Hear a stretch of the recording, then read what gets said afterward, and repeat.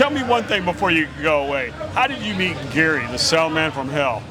Tell me that story quick. So, Yeah. I was walking through a parking lot in St. Augustine, and there was this Great Dane that come walking over to me, Okay. and this guy was following this Great Dane. She was pregnant as a cow, and I started petting the dog, and I go, "Is this your dog?" And he goes, "Why? Did she bite me?" And I said, "No, but I want one of the pups." He said, "If you take her home and let her have pups at your house, you can have one." Wow. And then it wasn't a year later, I was making knives with him. That's crazy.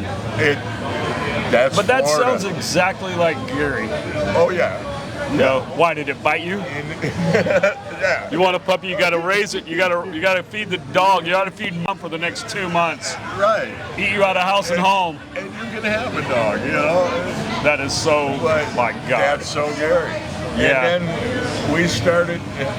we were making knives, and he was putting on concerts, and we were renting warehouses. Living the high life, huh? Well, yeah.